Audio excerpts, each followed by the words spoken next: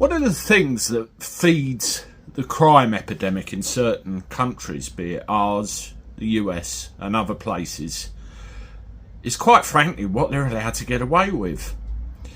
Over in America, New York is a place that springs to mind straight away. There are certain felonies which are pleaded down to a misdemeanor. For example, if you go into a store of any kind and stick it up and put a gun in somebody's face, if you don't hurt anybody, it becomes a misdemeanor and off you trot instead of a felony. What message does that send to people, huh? Well, over in this country, there's certain crimes or certain things like possession and theft and shoplifting, pretty minor compared with other stuff, but punishable still. Well, you'd think so. All that's about to change.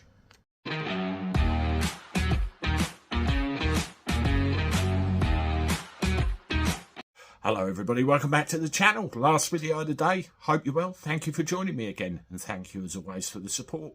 Please continue to keep doing what you're doing and help the channel grow. Thank you ever so much.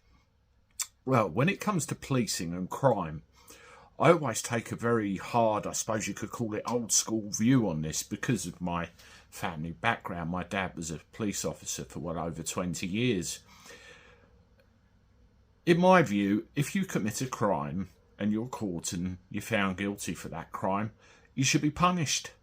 Now, in America, in New York City, 20, 30 years ago, they had a policy called broken windows. And it's a policy that's been mentioned over here in fairly recent times, and it made me chuckle when I heard it. Broken windows policing is when you deal with the low-level stuff, like chucking a brick through a window or nicking a chocolate bar from a shop, things of that nature. You stomp on the low-level stuff hard, and then those low-level petty crimes won't graduate to heavier, more serious crimes, purely because these little miscreants learn they can't get away with it.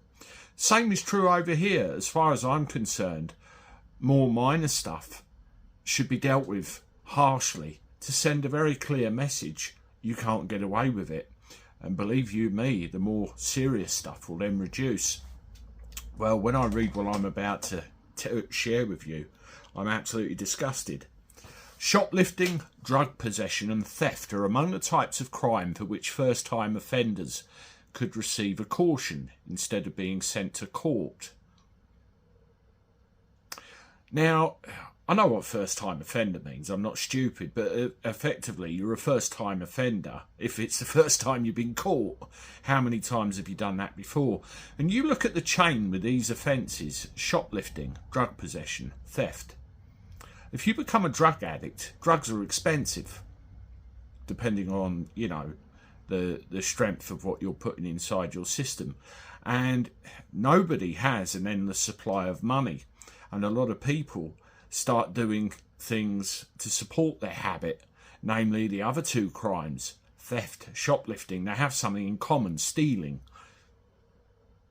sticking up shops, taking money to fund a habit.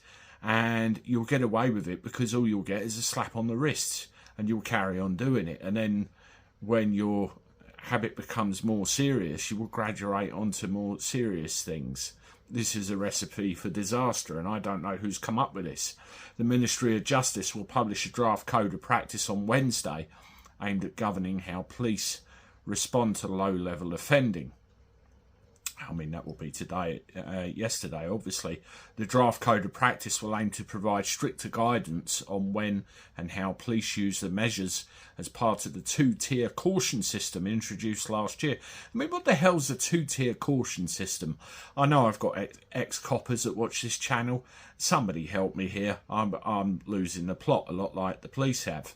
The new framework includes diversionary cautions, where a breach of the conditions can result in prosecution, and community cautions, where a breach can result in a fine. They're calling it a simplified system, but to me, it's overcomplicating it. Very much cut and dry. You've committed a crime, you're under arrest, now you're going to be punished. Can't we just get back to that old school kind of thinking and clear up our streets after all? Is it me? have a read. Let me know what you think. And if there is any of the ex-coppers on here among you that I know subscribe to this channel, educate me, email me, tell me what the hell's going on, because I'd really like to know. The world's gone crazy, and so is the police force. Have a good day, everyone. See you tomorrow, and thank you for the support. Toodaloo.